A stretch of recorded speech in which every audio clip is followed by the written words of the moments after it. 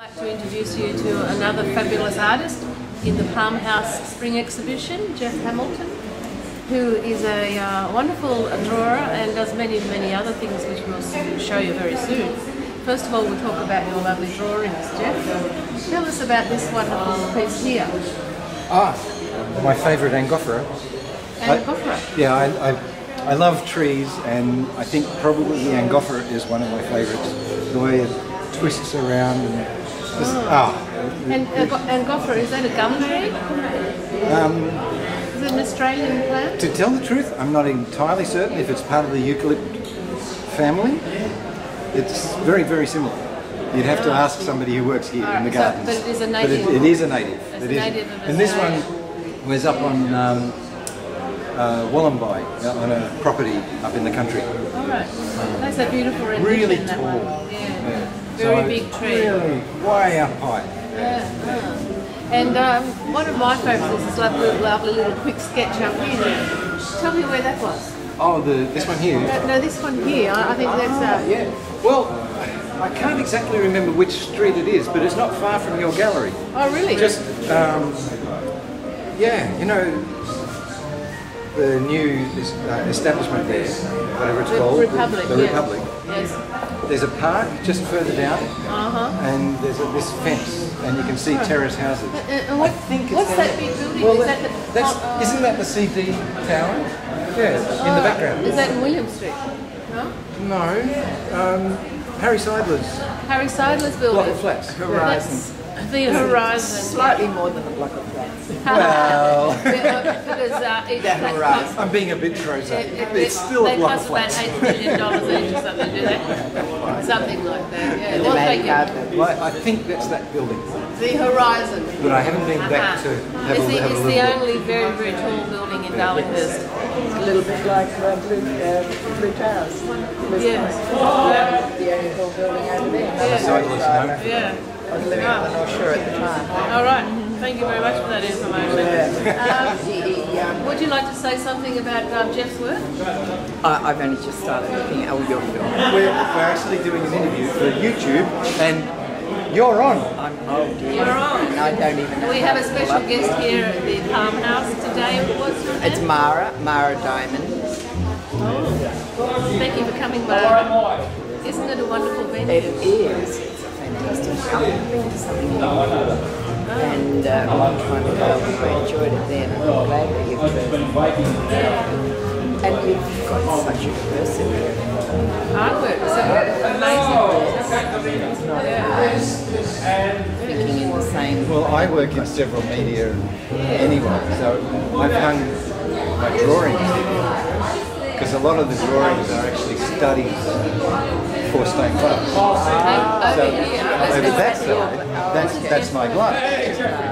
You know, I admire those. Shall we go over and see Jeff Hamilton's wonderful statement of very big works and has big projects? And these are just a small example of what he can do. These ones actually were commissioned originally as kitchen cupboard panels. It's a common tradition to put lead light into kitchen cupboards. It's more unusual to make a one-off artwork, as these are. I'll tell the story. These were actually commissioned by my uncle quite some years ago. He died and he left his estate to me, so I got them back again. And they were just the perfect thing to show in the gardens. That's lovely. Yeah, beautiful. Is there anything else you'd like to say to the people? To the people out there in the world? Yes.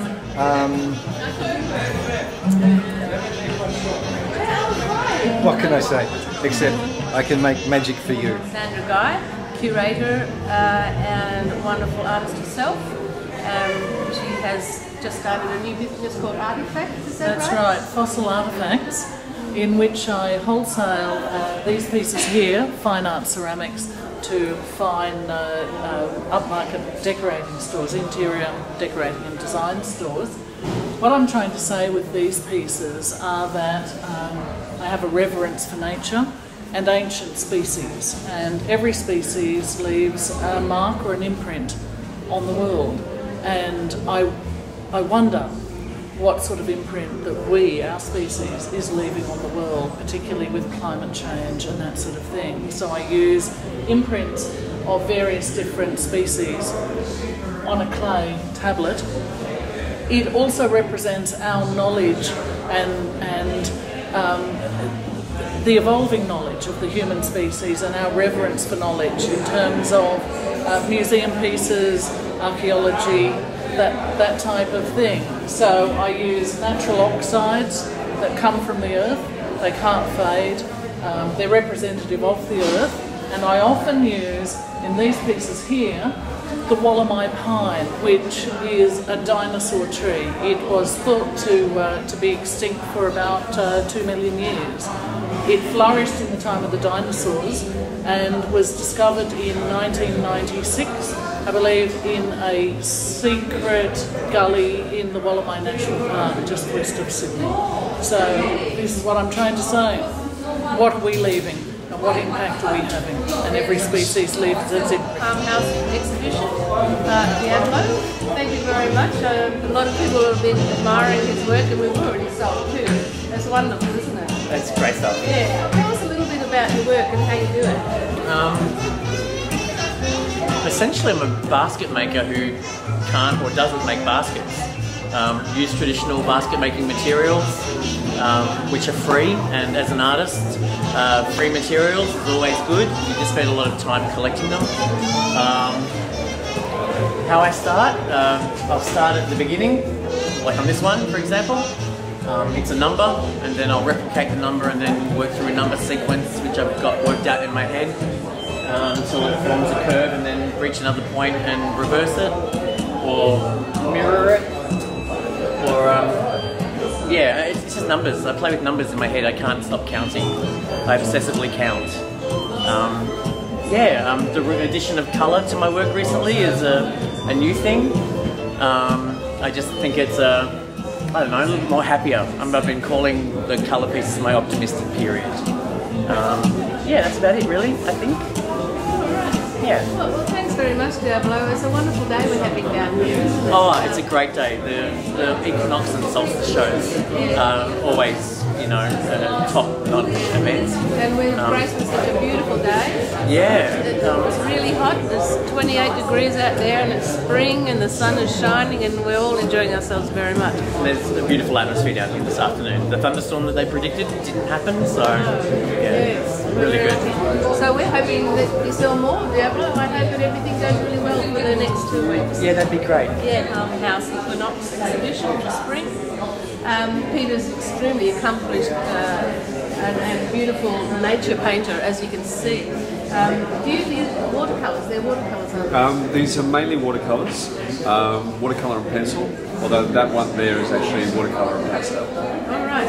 And tell us a little bit, do you go and how do you work it out? Well, all of these, what I call the 16 by 5s, because that's the measurement of them, yes. are all done on site. So they're all at different locations. There's the Blue Mountains, there's Royal National Park, there's from Oregon in America when I was there, down in the Victorian Alps, Byron, Lord Howe, and then this is Narooma down the south coast. Is that Mystery Bay?